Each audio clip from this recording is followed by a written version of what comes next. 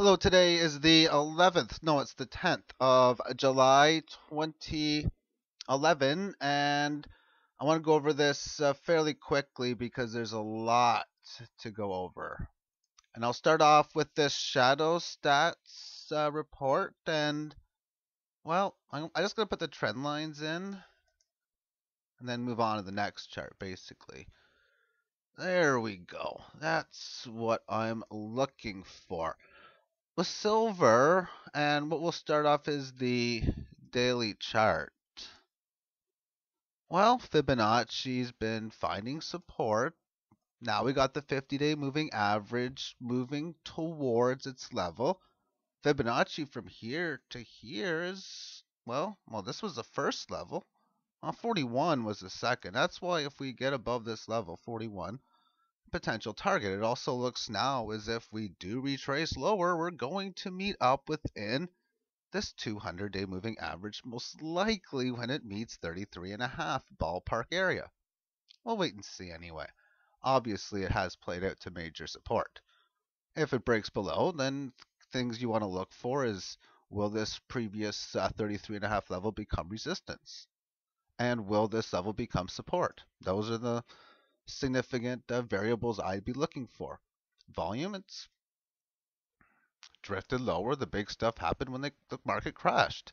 Obviously, we all know reasons why that could be the case. If not, then, well, a lot happened within the options market. Okay, so what we are going to do now is just show this on a smaller term view, meaning just cut everything from, we're going to start off with here. And we want to take a look at the Fibonacci from, actually, no, wait a second. We'll show the quarter day chart. I got two different ones, so I'll show the one that you've been seeing the last few days anyway. Trend line, well,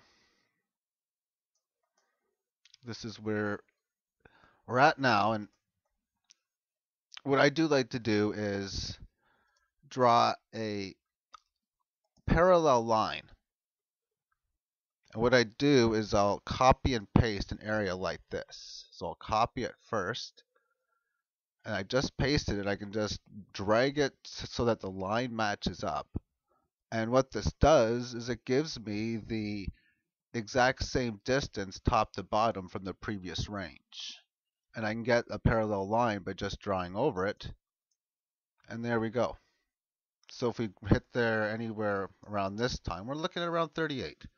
So there's more emphasis to why 38 would be significant resistance. As far as the Fibonacci lines, the levels are pretty much somewhere in the area of around here.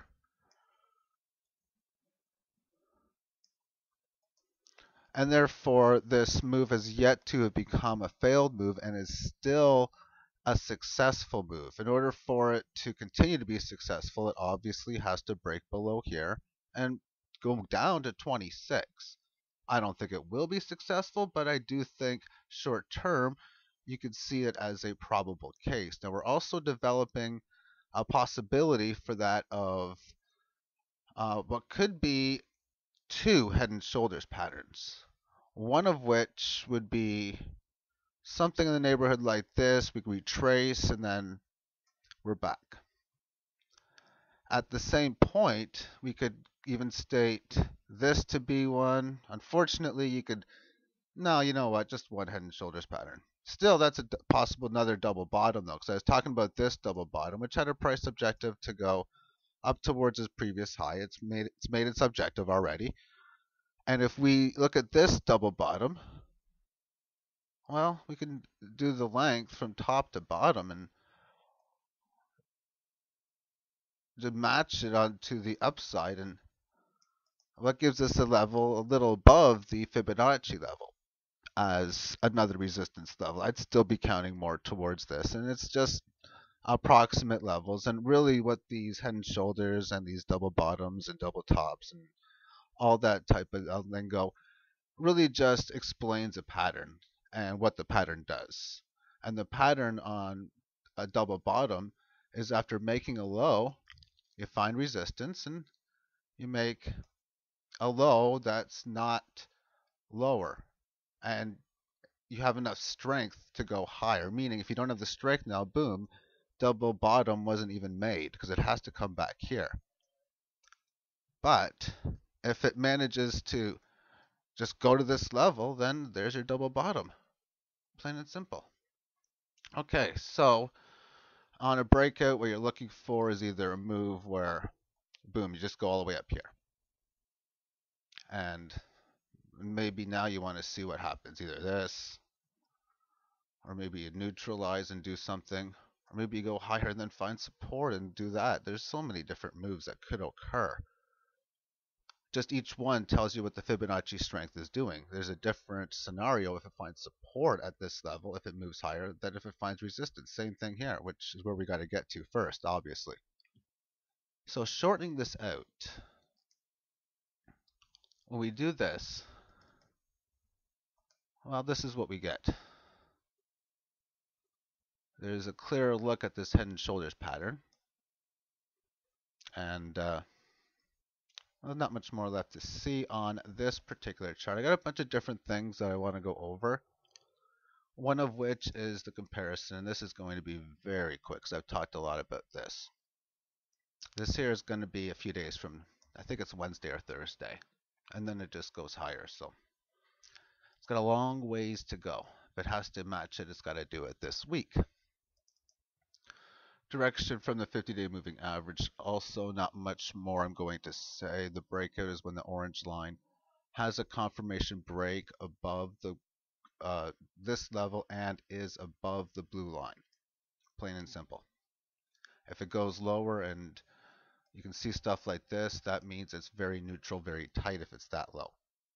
What's going to happen though is the 50-day high is going to start reducing because it's been now over 50 days since the fall. But this is SLV. There's been a couple holidays, so it's going to happen this week. And this chart will not be a reverse mirror of each other from, well, this point on. That's going to stop now.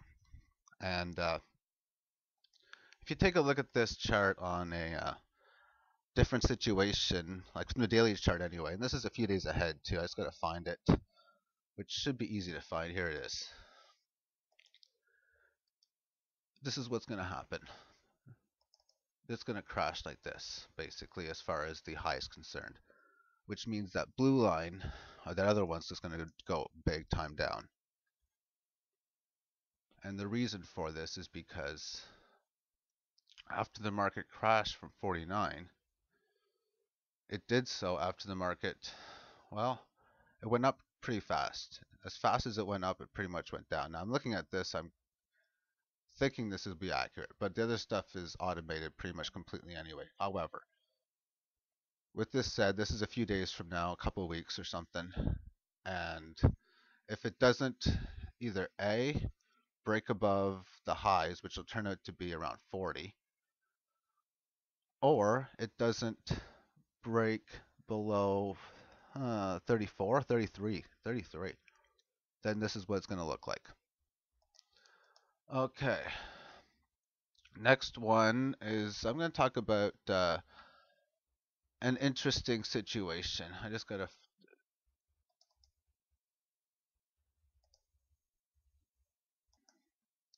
This chart shows the consecutive up days for the silver markets in 68. And, well, 5 times, or excuse me, 63 occasions, it has went up 5 days in a row, which is what it's currently up. It will be the 64th time if it's a down day on Monday. If not, it'll go to 6 days up in a row. And there's been 6 times it's had 20, or 20 times it's had 6 up days, 12 for 7, 2 for 8. I mean, big difference from 7 to 8. And I'm going to show you the down days after this, and it's pretty interesting how comparable they are. Very comparable. The top days, 11-day up streak, up 11%. Well, what was going on in 2010? Well, it was coming off its lows, but those lows were quite a while ago, so well, it's going off the February lows. It was not much of a gain for being up 11 days in a row. That's a percent a day. 8-day streak. Well, 11%. Okay gains. Nothing major still. And 10-day, 10%. And 70s, it was 34. Well, that would make sense. So 16% for a 9-day streak. That's pretty reasonable, especially with the comparison of it. Now, another thing, too, is there's 11,000 days since 1968. So math, if we do 2 to the power of 10, which means that it's either an up day or a down day, 50-50, like flipping a coin. If I flip a coin, calling tails every time, 11,000 times, how many times is it going to come up tails 10 times in a row? Well, the odds of it happening are 50-50, and we're doing it 10 times, so I'll put it to the power of 10, so about 1,000 times. Every 1,000 times, it's going to give me 10 straight wins, so there should be about 11. Maybe 11 should be 8, and 9 should be like a lot, even a lot higher. And even as far as 5 days are concerned, I haven't done that math yet, but 2 to the power of 5 is every 32 days. And 11,000 divided by 32 means that, yeah, about 343. The market's not random. But it's pretty much close to the same on the downside, too, though. And if you look at these numbers now, 63, 20, 12. Interesting, 60, 20, 12. That, anyway. 63, so the big ones are the 5, 6, and 7s. And that's 63, 20 in that. And then all the small ones are 8 to 11. So we go to the down days.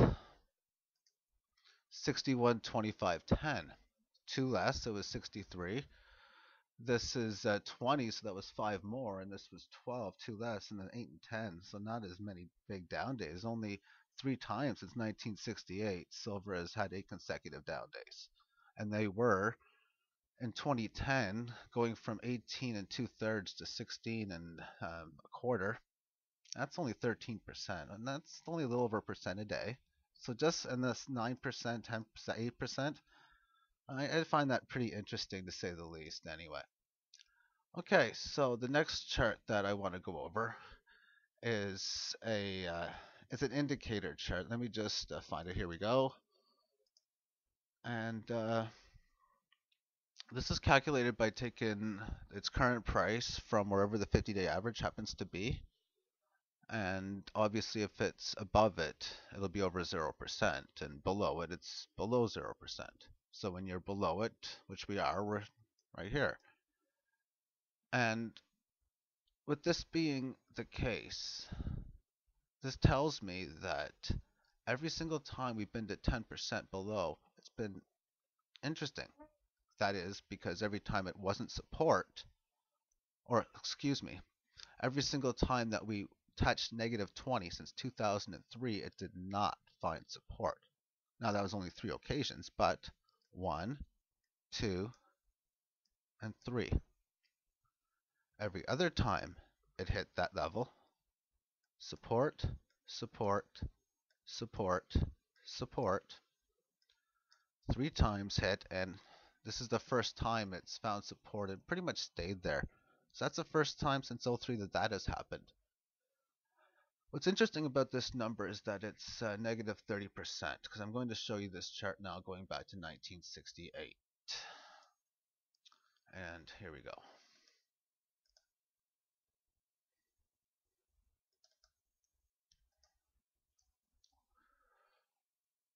We'll get ourselves a nice straight line in here. And what we can see that this is the 3rd time that we've gotten hit this hard. And this is this the same chart? This is with the front weighted average. What did I just show you last? Hang on a second. I'm sure this is, well, this is minus 15. That's a different chart. You know, I'm just going to go on to this one anyway. This is a little bit different, but it pretty much points out something pretty serious actually. Because what this does is it takes the 10-day moving average and it front weights it. And what that means, it takes the current price and it multiplies it by 10. The next one's by 9, then 8 and 7 on the previous days. And you divide it by the sum of what you're averaging, and 10's sum is 55. And this shows you how the big moves happen. Big fast moves, either up or down. So this is the third time we've had a big fast move to this magnitude. Also, what we can see in here are the trends that occur within this. Well, I'll just show you. We have a trend like this and this. And then we have this trend, a sideways squeeze. We can say we have a trend like this. And then it goes sideways pretty much forever. And then down move and up move. Okay. That's the trend. What does that mean? Well, it looks pretty. I don't know. Although, when you look at it, you can see things are just heating up, so I can't say I don't know. But when things weren't so volatile, then this is what happens. And the dates on here, this is 1980. It's kind of self-explanatory. This was the 87 false breakout. So we haven't had a breakout in quite some time. That's been significant. And if you're looking at this to say, oh, we're going parabolic right now, not really. No. Well, this is short term. Let's do a long term one. And that is how much you've been gaining on silver over a long period of time,